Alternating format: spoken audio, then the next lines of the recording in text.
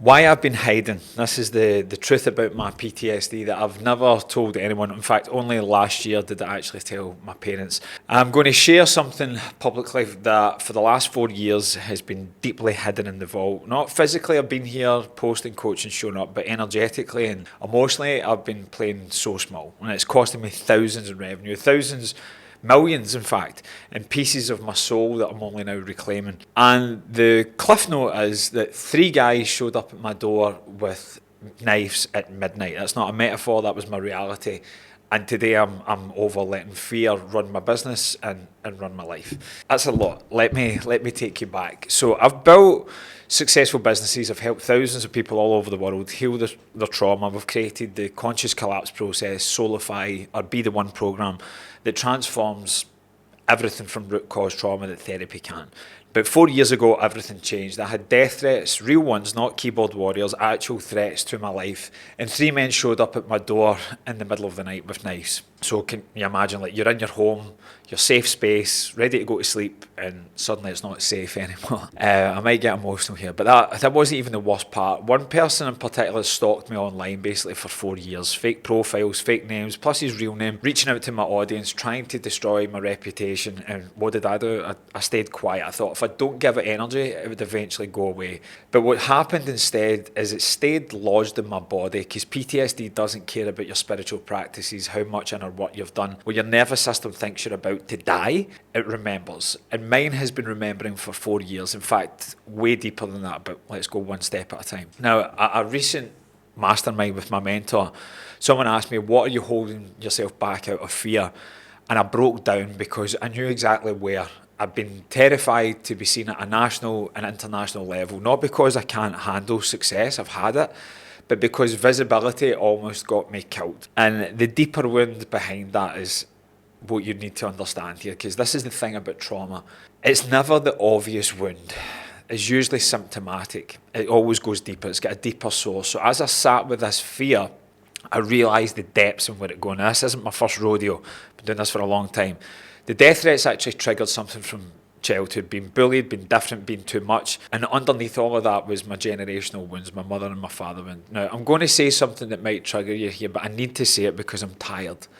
I'm fucking exhausted, guys. I've been fighting my whole life, and I'm not a fighter. I've just been having to prove I deserve to exist, from never truly feeling safe, even as a child. Now, I had a very good upbringing. I had lovely parents. My mum loved me, but it didn't feel like safe love. It didn't feel unconditional. It always felt very dependent on what her mood was going to be like. And saying things like this actually triggers her. Of course, I can understand why it would, but it's not a character assassination of my mother. When my mum is regulated, she understands that the mother wound is something that exists in all of us. And I said to her, listen, Mum, like, you're actually a fantastic mother because you're a great person. So you may be a born mother, but you were not born a mother. You were born a child just like me, just like my dad, my sister, like everybody that's ever walked the planet and ever will. I'm going off topic here, but our genetic coding, I wish the manifesting gurus would fucking teach this, but they either they don't know or it's not sexy enough and it killed their marketing. You will only manifest what you feel worthy of, and you only manifest what you feel safe to receive. Everything else is just smoke and mirrors, so don't let them tell you any different. Every thought, action and feeling makes up your energetic state of being, and that determines what frequency you're in and what you can receive in your life. You need to raise your energetic state, because if you're down here in guilt, shame, grief, unworthiness, anxiety, depression, fear, resentment, whatever it may be, then you can put the 1,000 affirmations and lipstick on your bathroom mirror to the cows come fucking home. Like, they're saying two different things. If you try to call in a high value man, but you're like grossly overweight, broke, 3 kids to 3 different guys, like, he's not going to come down to that. And the converse is also true as well. Like, man, if you're playing video games, living in your mum's basement at 45 years old, jacking off all day, like, you're not going to attract a high level woman that's going to love you. You don't actually want a partner, you want a mother. And for most women in the first example, they actually want a father, not consciously, because no one wants to be parented, but it's the unfulfilled needs from our inner child that's actually running the show. Back to my mother, I'm saying you were not born a mother, you were born a baby. And my gran had a whole heap of stuff going on. My mother's father wasn't there when she was growing up. and my auntie's 10 years older, and he was there for parts of her childhood. So there'll be comparison to why was my sister good enough to have a dad, but I'm not. I've come on the scene and he's bailed. So there's deep abandonment, deep rejection. My gran get very bitter and hardened to the world to just kind of like survive. It's not because she's a bitter or bad person, but that has consequential effects. But even before that, every thought, action and feeling that you're aware of is only 5 to 10% of your reality. So at the point of conception, when the sperm and the egg come together, every thought, action and feeling that mum and dad have had dovetail. More importantly, every thought, action and feeling that they're unconsciously aware that they've had also comes in there, and that's what makes up your genetic coding, your DNA, right? But we're not slaves to DNA. That's for another video. We can talk about epigenetics and neuroplasticity and quantum mechanics and things like that. You're not a slave to your genetics. Just because it's ran in the family doesn't mean you need to keep running with it. You can put the baton down. But here's the thing for all of us, and laws of thermodynamics teach us that energy cannot be created and destroyed. It just changes form. So you never quote unquote fully heal, because most people are trying to heal the thing, but it's not the thing, because the thing happened, the event, the places, the people, the stuff that's in the story that's encoded in it. But trauma is not the event, it's the residue in the nervous system. So that event happened and it will never unhappen. So you don't heal the thing, but you heal your relationship to the thing. And that's what raises your frequency. Hope I'm not losing. So you can only have good things if you're a vibrational match. And this is where trauma blocks manifesting, because you might think you've healed, you might even have feedback from the external world that you're moving up in the world, but those deep core wounds, your core wound that you're born with, that comes through the generational line. Another side note of epigenetics of trauma, like all of us spend 5 months inside our grandmother, because I'm sure it's month 4 of pregnancy. Your mum as a fetus inside gran will have every egg that she will ever need as a fully grown adult. So you as a singular organism, as an egg inside mum that's a fetus inside gran, is feeling everything that gran's feeling. So this is where it goes even beyond. This is why some people go, I had a great childhood, why am I feeling the same way? And then they beat themselves up and it perpetuates. It doesn't make sense. It doesn't need to make sense. We don't need to, you'll never heal trauma by trying to think your way out of it. You've got to feel where you're at. Here's the 3 steps. Peace, regulate your nervous system. Process, release the trapped emotions in the tissues of the body. And then the 3rd P is perspective. Then we go top down, and then we bring in elements of psychology and neuroscience to shift it, so that we've got mind and body working together as one. Then your heart opens. But sometimes when you're about to go up in life, the breakthrough is, there's a precursor of a breakdown. And this is what's been happening to me. I've been holding on to this for 4 years, and it's enough. That's a little segue. That's a lot. But again, no one teaches this fucking stuff. So how are we not going to know? So back to my mum. I'm not criticising my mother, but at the same token, I have carried a lot of private resentment. Publicly, I would praise my mum till the cows come home because of my son, and that's what we do. We protect our mothers, and just like money is the root of all evil, if you hear that, we also hear family is everything. It's not. It's not.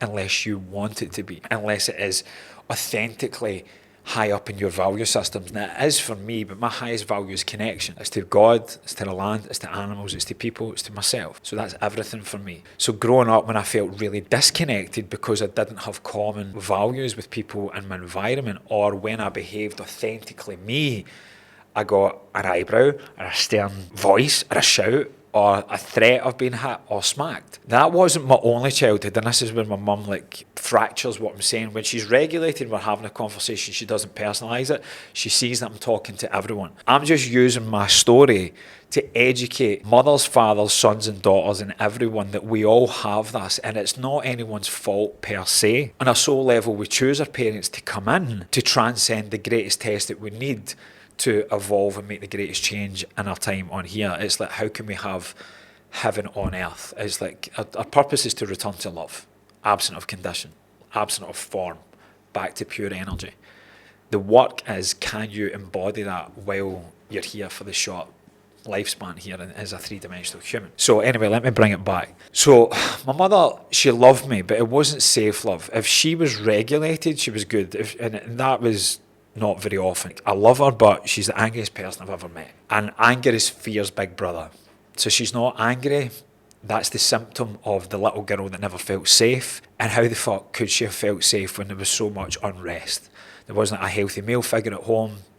My gran was in survival mode to keep them going through. My auntie was going to work to support my gran. My mum was left alone. If she never had her faith in God, she's more from the religious connotations. I see it differently. I just see where is God not. And dogs, I don't think my mum would have made it through. So I don't want to take these things away from her. And I can empathise and compassion here, and I love her. I don't hate my mum. I don't resent my mum. Sometimes I feel I hate that I love her so much. But there's a deeper thing about being unseen here that's been going on, and that's what I'm going to get to. So don't deal with superficial symptoms, guys. If you want to have a deep and fulfilling life, you're not going to get that by living a superficial existence. And this work is deep. That's why most people don't do it. This can't just be it. There must be another way. And what are the people that I look up to? What have they done that I haven't yet? And I guarantee they've done their inner work. They've healed the mother and the father wound. And they know that it's a continuing journey. Now, that doesn't mean you live your life perpetuating darkness, constantly looking for something to go wrong. No, like trauma is not the thing. It's the healing, your relationship to the thing, how you see the thing. It's when you shift that, when you get beyond dualistic, good, bad, happy, sad, right, wrong, positive, negative, you see the divine order and everything, the energetic charge collapses and you automatically go up in frequency, and then you're a match for blessings to come into your life. But most people are stuck here, and there's a deep part of psychology with that. If I join my parents in the suffering, then maybe I can get the connection with them that I've always wanted because I'm just like them. The problem with that, though, is the way our parents project certain things, and it's unconscious for the most part, is they don't even know that they don't know. And they don't like those parts of themselves. That's their shadow part. They've never integrated the shadow. It gets projected. So what you don't integrate, you'll delegate. So my mum's love wasn't conditional, and I put it to her, I don't think human love can be. I think we have fleeting moments of unconditional love when we align ourselves to the laws of the universe and we continually integrate that, because then you're going to attract a partner that does the same. That's going to dovetail more and more. When one person is caught up in their stuff, they can be held with compassion, but they can also be called out where they're breaching boundaries. The happily ever after that people are seeking, it doesn't exist. A good partner will call you forward, but your ego might think that you're being called out. It's an invitation to elevate. And I love that. And I love my fiancée for that. So there was always conditions for me growing up. Be quieter, keep the noise down, be less, don't cause problems. And the little boy inside me, he's still grieving that no matter what I achieve, no matter how many people I help, no matter how successful I become, I don't think my mum will ever fully see me. Not as I am, not as I need to be seen, not as I needed to be seen back then. But what's talking just now, and I'm trying to be vulnerable to be relatable here, is that it's little Mark that's talking, and that's what really hit me. And that's what this stalker triggered. And it's weird because he's actually been sent to prison for stalking people, and the thing they get accused of being aggressive and violent towards a woman that get kicked out of court, he's actually done time for that. So there's the projection right there. And I've not given it any time, but I have. I've not given it a voice publicly, but inside my cells have been screaming at me that it isn't him. He's shown up a deeper part. It's that same feeling of I'm not safe to be myself. The same terror of being seen, really seen, because when you're seen, you're exposed. You can be hurt. People can hold it against you. But this is what I learned in the recent mastermind with my amazing mentor, Darren, and Tom, and the whole team at Voices, or Voice, I always pronounce that wrong. But this is what my body finally let me feel. And again, I'm going to give myself plaudits here, not to be self-righteous and egotistical, but this isn't my first rodeo. So the more you do something, the more you get good at it, including running the painful story. But I'm always looking for, right, what's deeper? Not because I'm not satisfied, but because I'm committed to growth and expansion. That to me is the purpose of life. So my system and business isn't broken. I don't have a strategy problem. I don't need another course or a fucking other tactic. I don't need a PDF or a lead magnet. What I have is stored trauma that's keeping me small, and maybe you do too. So just think about this for a minute. Where in your life right now are you playing small? Where are you dimming your light? Because somewhere, somehow, someone made it unsafe to shine. This is the truth bomb. Our trauma doesn't affect just our personal life. It affects our business, our income, our impact. So I don't really want to make income per se, but I need it to make impact for me and my family, and breaking cultural things, not just my family, generational stuff. Like Scotland is always the bridesmaids, never the bride. Right? We notoriously play small because as a race, as a people, we're this hyper-vigilant, looking over our shoulders, blaming everything in the English or the Vikings. We've never really feel ourselves, so we come across these stoic Scottish warriors that can become very aggressive, but it's because they don't feel safe. It's fear masked as anger, it's protection. So when I was protecting myself, when I hide because of PTSD, thousands of people don't get the healing they need. But that can be a double-edged sword as well, where I, like, to try and get love, I've morphed into the people pleaser or the saviour complex. I'm trying to save my mum, and that's going into like a lot of my messaging, and that's why I attract a lot of middle-aged women in my DMs that are looking for the masculine help that they don't have in their partner, but is really just a delegation of the safe, loving masculine they never had from their father growing up, which is fine, which is what I'm here to do. But it's not lost on me that I attract majority of people that reach out to me are women in their 40s and 50s. But when I play small, because of old wounds, families stay stuck in generational trauma. So this is where purpose can ignite, and you want to stay in the purpose that also knowing that playing your part and do your best is enough. You're not here to save anyone. I've never healed anyone in my life, even after the cancer in 12 weeks. I never did that. We did that. I just never played in frequency. All disease is a lowering of frequency. It can only exist in the physical vessel that is a vibrational match for low vibrational energy. Again, maybe for another video. But my fear of being seen isn't robbing me, it's robbing the millions of families I'm meant to help heal. So I want to make money so I can make an impact for my family, but what I really want to make with my family is memories. I want the world to make memories. I want families to reconnect. I want you to call in the love of your life as a supplement to you being your own love of your life. So I can't reconnect families. I can't get people to call in the one unless you be the one. And that is the work, and that is why our program is called Be the One. So I can only connect you to another to the degree and readiness and courage that you have and will to go from here to here. And it's tough, especially when love hasn't felt safe. It's also robbing my wife of the fullest version of her husband. It's robbing my future children of a father who models courage instead of hiding. How many of us have had that? A physical father was there, but emotionally he was absent. So your fear, what is it robbing from the world? Like, really lean into that. But more importantly, here's what I'm actually doing about it and what you can do too. Like, first, I'm admitting it. Right here, right now. I've been hiding. I've let fear win. And it stops today. And part of that is allowing that to express in whatever way it's meant to be, because I never wanted to fear letting my father down. I didn't want to fear what emotional state my mum was going to be in. But that's how it was. And at some level it still is, because it's come up. Now, it's not that I've not visited this wound consciously and unconsciously many times over the last 10 to 15, 20 years. But as I said, as the saying goes, new level, new devil.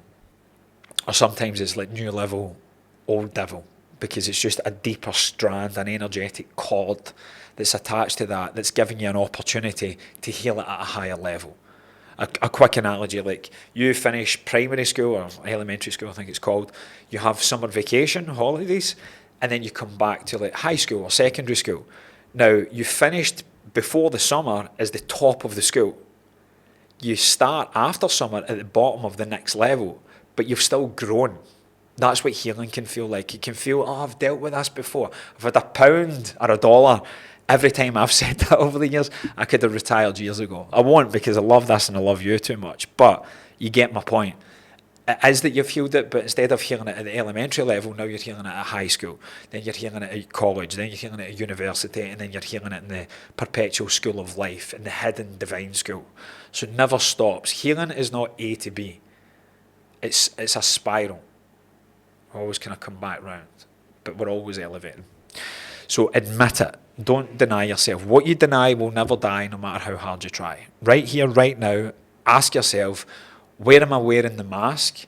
Where am I hiding? Where am I letting fear win? Secondly, and this is the most important for your trauma healing, do the somatic work. Not just think about it, not just talk about it. Actually releasing it from the body. Trauma lives in the tissues. Your issues are in the tissues. It's in the nervous system. It's in your energetic bodies. So every day I'm doing grounding breath work. I'm grounding in nature. I'm shaking. I'm moving this old terror out of my cells. I'm sitting with it. I'm doing visual movements from my cortex. That part of the brain, the visual cortex, it's helping me see things differently, because if I've got fear of being seen, I need to see what's really going on here. I'm using sound therapy, movement, mindful movement. I'm doing fascial release. I'm working with my lymph, the digestive system, looking after my gut, looking after vagal, soft, gentle vagal toning issues, because your vagus nerve actually goes from your colon all the way up to like C2, C3. It's the whole of your spinal column, basically. And that the vagus nerve is the gut-brain axis. So there's more information going that way than this way. So thinking about it isn't going to do it. You need to work with the somatics and the energetics. And third, I'm choosing courage over comfort. I've asked myself, like, if I knew that bold, courageous decisions always created the opportunities I desire, what would I finally stop doing and what would I start doing? Here's what I would stop. Hiding behind other people's success stories instead of sharing my own, and hiding behind my old story of suffering that brought me a level of success. Now this is huge if you get what I've just said there. So own your story, because it's what connects us as people.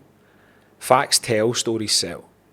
Because it gives people belief that, wow, you've experienced that. You've done it, therefore, if in some level, if you can do it, why not me? So stories is what connects us. But you need to own your story. Don't let your story own you. And this is where the deep work comes in, where I can talk about things in my past and go, that was just a thing. It no longer owns me anymore. Because what you run from, you'll run into. Because what you run from is actually what's running you.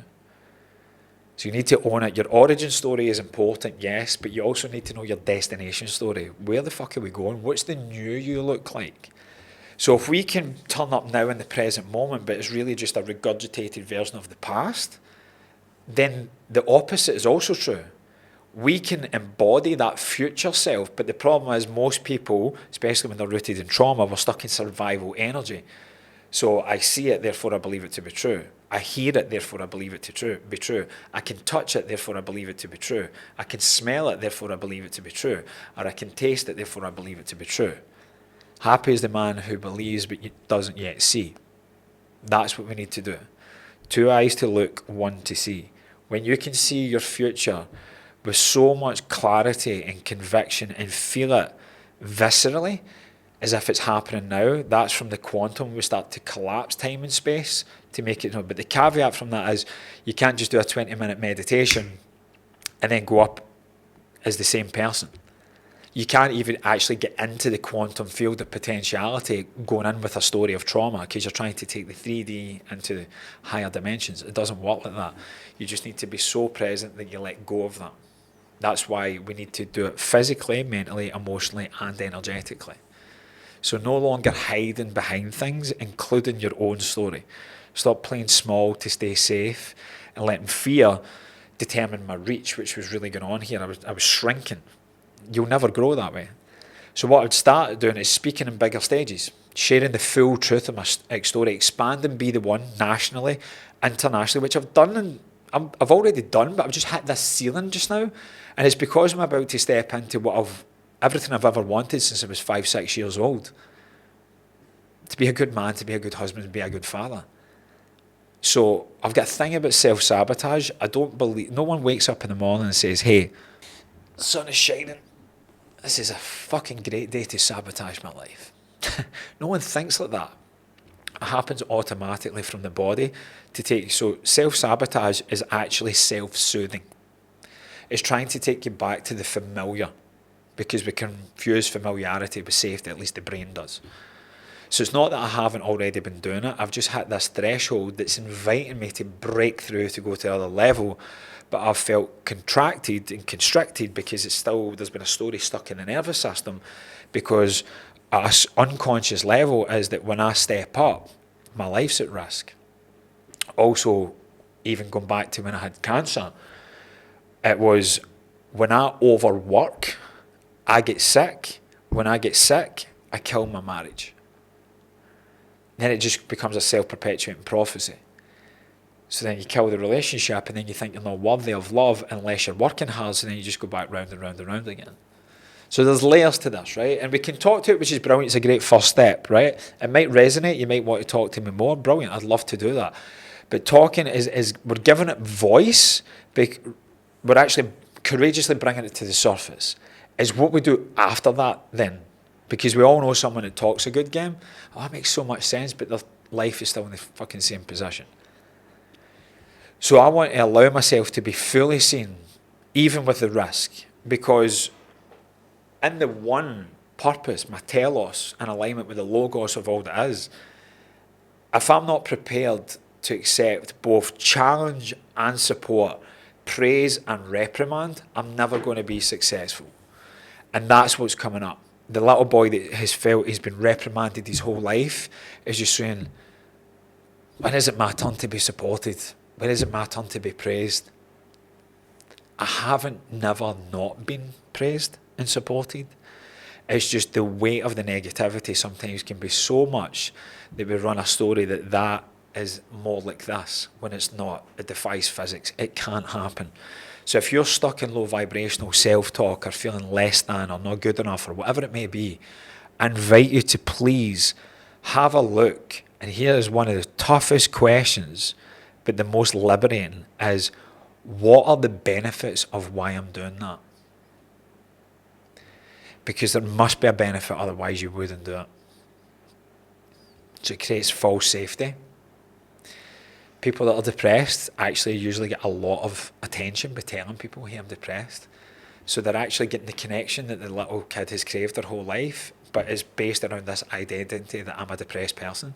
So I only get connection and people only give a shit about me if I'm a victim and depressed. But I'm getting the connection, so why would I give up being a victim and depressed? And again, there's layers. So we can keep unpacking it and go, yeah, but we need to do it that way first and then there. And then through the conscious collapse process that we do roughly about month 3 of our 6-month program, that's when we heal the mother and father wound at the root. Then you will be taught how to do the conscious collapse process so that when deeper layers of it comes up, and this is what people don't tell you, healing trauma ain't a one and done. And that's why most people don't do this work. That's why you don't listen to videos like this, because they're looking for the fucking hole in one. Anyone can go on a golf course. A hole in one is possible. Not probable though. And even if you have one, it doesn't mean you're going to have one the next hole. Just grip the club, visualize your shot, and just take a swing. And then just walk to your ball, and then just repeat. And just see the next shot in front of you. But eventually you'll start to be playful and go, imagine I get a hole in one here. You don't need to get a hole in one to be perfect enough to receive love, but you're just playful. That's what we want to get to, where healing actually becomes play. When play becomes your purpose, performance becomes your product. I have forgotten that. And it feels so good to remind myself of that. And that's what I want to do more in this space. Yes, healing can be tough, but what if the darkness and the light were actually just one and the same? It's the same continuum, just opposite ends of the spectrum. That's what I want to give people hope with, that healing can be fun. There's going to be moments it's going to break you open. But the good thing is you're not yourself. We're here. We've got you. I have got world-class content, world-class education. Not just from here, more from here. We come at it mind, body and soul, energetics. But the community we have is fucking everything. Everything. So if you feel like a black sheep, come and join us. You'll be welcomed in. All the weirdos are together. All the people that didn't feel good enough. Unless they performed a certain way. Not worthy of love unless I do this. That's your deepest dominant thought. And we'll go into that more in another video. Here's what I know about me. I've proved my whole life that courage actually creates opportunities. Every breakthrough came from stepping into fear, not away from it. I just need to remind myself. So, where are you hiding? Where is old trauma keeping you from your full expression? Where are you choosing safety over impact? Where are you letting fear rob your family, rob your clients, rob your future of who you really are? Because I promise you, the world fucking needs you. It needs your full self, not a half a human, not a ChatGPT version, And by the way, that's really starting to piss me off. You can't AI your trauma. You can't biohack your trauma. You need to go in. You need to go in. There'll be no bot, and I'm confident of this because of the laws of the universe. No AI bot will ever heal your trauma with you. It might give you a false reality, but deep at the core essence of your soul, which cannot be replicated by artificial intelligence, you know you're not being authentic. And the irony is, if you just give it 6 fucking months and go all in and have your hand held, you'll not live by AI. Again, like everything, but it's a tool. It can be used for the good and the bad. But people that are using it to bypass their trauma, it's no different from your cocaine or your cacao. You're still avoiding the real issue, which is face it and feel it, no matter what's happened to you. We need each other. All your wounds and all your wisdom. It's two sides of the same coin. So if you're ready to stop hiding, if you're ready to heal what's keeping you small, I want you to comment below this video, scene, because it's time to step back into the fire. I'm doing it right now. And if you're really ready to transform, I would love you to join us and be the one, because we don't just talk about it, we release it from your body, and we can do it very quickly. We don't rush it, but we don't take the same 30, 40 or 3 generations to heal it the way we've inherited it. Because we don't just understand your patterns, we break them at the nervous system level. We break it at the level of the macroscopic universe to the microscopic cellular activity that's going on for you, because they're one and the same. You're literally magic walking in a human meat suit. So fuck the opinions that rob us of the love we deserve. Fuck the fear that keeps us from serving millions of people. It's time to be seen, to be powerful, to be who you came here to be. So the little boy in me who was never safe, he's ready to heal. The businessman that's been hiding, he's ready to expand. And the teacher and the healer, he knows he can transform millions of lives. He's ready to step onto the world stage. Are you? So look, I could have kept this secret, I could have pretended that everything was fine, but that's not what authentic healing is. That's not what authentic leadership is. We go first, we show the way, we bleed in public so others can heal in private. So your trauma is real, your fear is valid, but it doesn't need to run your life anymore if you don't let it. So I'd love you, just comment, scene if you're ready to stop hiding, book a call if you're ready to go into it, and share this video with someone who needs to hear that their fear doesn't define their future. Thank you for being here. Please like and subscribe as well if this has resonated with you. There's way more that's going to be coming here. I'm Mark Reid, I'm a trauma survivor, I'm a healer, and I'm fucking done hiding. It's time to step back into the fire.